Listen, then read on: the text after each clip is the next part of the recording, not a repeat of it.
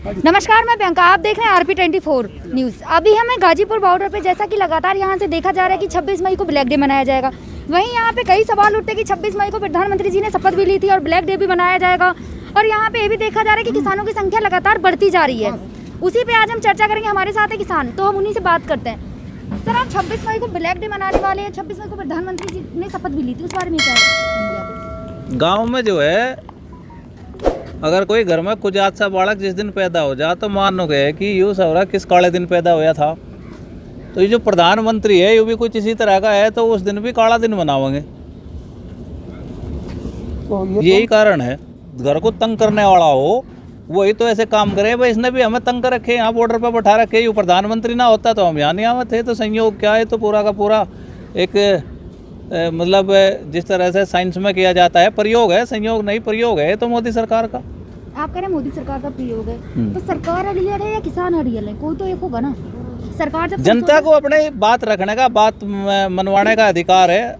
कभी भी जो अपने अधिकारों की लड़ाई लड़ता है वो अपने अधिकारों को बचाने के लिए लड़ता है। उसको आप अड़ियल नहीं कह सकते। अड़ियल सरकारें होती हैं, वो चाहे किसी की भी हो। और सरकार जो होती है, सरकार जो है अपने नागरिकों के वेलफेयर के लिए होती है। और अगर नागरिकों के अधिकारों को हनन हो रहा है और वो सड़कों पर हैं, तो सरकार को सोचना चाहिए, उस ऐसे फैसले को रद्द करना चाहिए। सरकार का यही धर्म है। बार बार आप सरकार की बात को नहीं मानते। अभी कहा गया कि आप 3 महीने के लिए चले जाओ, फिर आ जाना, आपने मानी नहीं। क्यों? सरकार के हिसाब से आंदोलन चला रहे हैं हम सरकार को ये कह रहे हैं कि आप कानून वापस ले लो, MSP को कानून बना दो, हम चले जाएंगे। मान ले सरकार। भाई आप कह रहे हैं कि मतलब इसकी सीधी सीधी बात ये है कि गाँव में एक कहावत है कि पंचों का फैसला सरमाथ है, पतराड़ा वहीं पड़ेगा। यानी कि हम सरकार की बात मान लें, यहाँ से वापस चले जाएं, लेकिन सरकार बिल वापस नहीं ले सकती। ये तो संभव ही नहीं है। आप कह रहे हैं सरकार आपकी बात नहीं मानती। वहीं सरकार जो भी फैसले लेती है वो तो किसानों के हित में होते हैं ना। नहीं, कौन सा ऐसा एक हित का फैसला बता दो। सरकार ने अभी DSP के पैसे कम किए हैं, उसके बाद ही सब्सिडी लागू की है, उसके बाद ही आपको लॉकडाउन में भी मंडी में फसल बेचने का ऑर्डर दिया था। ये तो आपके हित में था ना। नहीं, तो लॉकडाउन में मंडी में फसल बेचने का ऑर्डर अगर दिया है तो अपने लिए दिया है। मंडी में जो बिकता है वो कहाँ जाता है? PDS के गोदाम में जाता है। PDS के गोदाम से नागरिकों में जाता है। न बिकवाते फसल ये जो फ्री अनाज बांट रहा है, ये हमारे दम पे तो बांट रहा। भाई आपको 2-2 हज़ार रुपए भी दे रही है सरकार। 2,000 रुपये मोदी अपने वापस ले लो, हमें MSP की गारंटी ले लो, आज से ही बंद करो। यानी किसान सम्मान निधि से आप खुश नहीं है? किसान सम्मान निधि नहीं, वो किसान अपमान निधि है। वो किसान का अपमान है। किसान का एक साल में 36,000 करोड़ रुपए का नुकसान होता है समर्थन मूल्य ना मिलने से। और जो किसान सम्मान निधि है उसका बजट कुल 6,000 करोड़ रुपए का है। तो वो चीज़ बड़ी है या वो चीज़ बड़ी है? आप कह रहे हैं कि हम खुश नहीं है। क्या यहाँ जो नहीं, मैं नहीं कह रहा है, तो देश का किसान कह रहा। आंदोलन में किसान है, क्या वही खुश नहीं है? जो बाकी किसान है वो तो खुश है इस बात से ना। नहीं, अगर वे खुश होते तो एक बार सरकार ने छेड़छाड़ की थी 28 तारीख को। अगले दिन यहाँ का क्या नज़ारा था, 1 महीने लो क्या रहा। कोई खुश नहीं है, सब अपने काम में लगे हुए हैं। हमने सबको बता रखा है कि यहाँ का आंदोलन हम देख लेंगे, जिस दिन आवश्यकता पड़ेगी उस दिन आ जाइयो। क्या 26 मई को फिर नज़ारा बदलेंगे? नहीं, 26 मई को हमारा वर्चुअल कार्यक्रम है, भीड़ बढ़ाने का कार्यक्रम नहीं। देश में अभी स्थिति है, हमारे पे वैसे ही कोरोना काल में सवाल उठाए जाते हैं। सब लोग अपने घरों पे काले झंडे लगाएंगे, हर गांव में सरकार का पुतला दहन होगा। कि भारतीय जनता पार्टी काम वाम से थोड़ा चल रही, वो तो प्रचार और प्रोपगंडे से चल रही। और पात्रा जैसे लोग इसके अगवा हैं, तो इनके खिलाफ तो कोई अभी इनकी सरकार है। जब किसी की सरकार आएगी तो ये तो जेल में जाने चाहिए, इस तरह के जो धार्मिक उन्माद फैलाते हैं। नहीं, मैं तो ये कहा था कोई डाटा बता दो आय दोगुनी करने का। कर्जा 1.5 गुना कर दिया, आय दोगुनी नहीं हुई। 3 गुना तो बिजली के रेट बढ़ा दिए, कीटनाशक के रेट रोज बढ़ रहे हैं। आपने फर्टिलाइजर्स की बात करी, फर्टिलाइजर्स का आप खेल समझिए। NBS की सब्सिडी, जैसे पेट्रोलियम पदार्थों के दाम बढ़ते हैं ऐसे ही NBS की सब्सिडी बढ़ती है, जिससे रेट नहीं बढ़ता। इस सरकार ने क्या किया कि DAP में NBS की सब्सिडी नहीं बढ़ाई, लंबे समय तक रोके रखी। कंपनियों ने एकदम रेट बढ़ा दिए। जब किसान संगठनों का, किसानों का प्रेशर पड़ा तो वापस लेने पड़े। तो हमारी जो सब्सिडी रोक रखी थी वही तो रिलीज की, कौन सा एहसान कर दिया। तो उत्तर प्रदेश जो है और प्रदेशों के अलावा जो है अच्छे प्रदेशों में गिना जाता है। यहाँ विकास के नाम से, उत्तम प्रदेश के नाम से। हाँ, विकास हो रहा है उत्तर प्रदेश में। कोरोना की तबाही है, गंगा की गवाही है। और गंगा के किनारे सब पड़े हुए हैं, उनको रेत में दाब दिया जाता है। बारिश होती है वो बाहर निकल जाते हैं। ये उत्तर प्रदेश उत्तम प्रदेश है।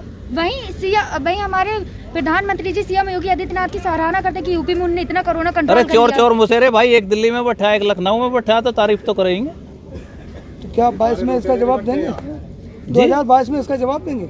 हम तो दे ही रहे। हमने तो बंगाल में दिया, यूपी के उत्तर प्रदेश के चुनाव में दिया, पंजाब के जो है ग्राम पंचायत के चुनाव में दिया। हम तो जवाब ही देते आ रहे, आगे भी देते रहेंगे। जब आपके यहाँ हरियाणा में कई गाँव में देखा जा रहा है कि अगर सरकार के कोई लोग आते हैं या पुलिस वाले आते हैं तो आप उन लोगों को विद्रोह कर रहे हैं, गाँव में एंट्री नहीं दे रहे उन्हें, ऐसा क्यों? हमारी लड़ाई व्यवस्था के खिलाफ है और वो व्यवस्था के हेड है। अब जिनके खिलाफ लड़ाई है फिर उन्हें गांव में क्यों आने देंगे? ओका पानी गिर दिया जब उनका। आप तो किसी बिल समझाने जा सकते हैं तो वो लोग भी तो आ सकते हैं ना, तो आप लोग उनका विद्रोह क्यों कर रहे हैं? नहीं, हम थोड़ा कर रहे हो तो गांव के किसान कर रहे हैं। हमने कोई बयान थोड़ा दिया कि आप जो है वो तो करो। व्यवस्था किसान ही बनाएंगे? नहीं, हम तो अपने अधिकार की लड़ाई लड़ रहे हैं। हम अपने सेक्टर की तो बात है, हम तो ये कहते हैं कि पहले से ही तमाम है कि किसान फसल भी उगाएगा और अपने हित के कानून भी बनाएगा। आप लोगों की बातों से तो ऐसा लग रहा है कि आप अपनी सरकार बनाना चाह रहे हैं, अलग सरकार एक। नहीं, हमारे तो किसी नेता ने चुनाव नहीं लड़ा। बंगाल का चुनाव आया था, अभी 5 राज्यों में हुआ, किसी ने लड़ा हो तो बताओ।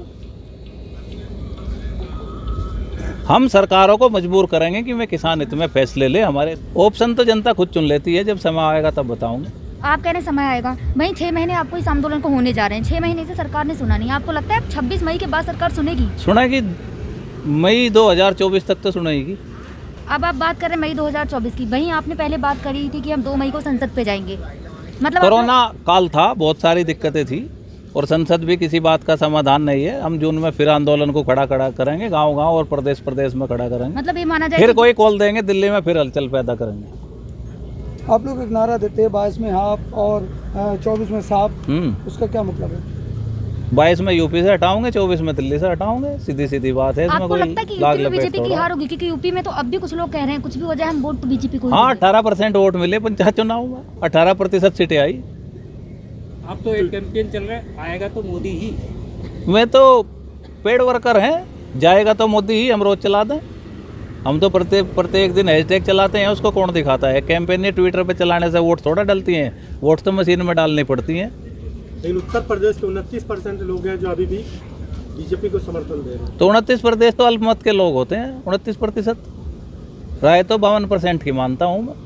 त्रिकोणीय चुनाव में कोई भी जीत जाए। और ये जो दिल्ली में बैठे हैं ये भी 36% के प्रधानमंत्री हैं, इनको भी 36% नहीं वोट दे रहा। क्या 70% तो इनके अगेंस्ट में ही है? ये भी इनको समझ लेना चाहिए। इस आंदोलन को लंबा कौन खींच रहा है, किसान या सरकार? बस किसी का ही समझ लो, हमें कहाँ लंबा की जरूरत है। हमारा काम कल हो जाए, परसों घर। तो आपने देखा किस तरह किसानों ने बताया कि 26 मई के बाद 26 मई के बाद जो जून का उनका प्लान है, जून में किसानों की संख्या बढ़ भी सकती है गाजीपुर बॉर्डर पे। तो आगे की अपडेट के लिए देखते रहिए।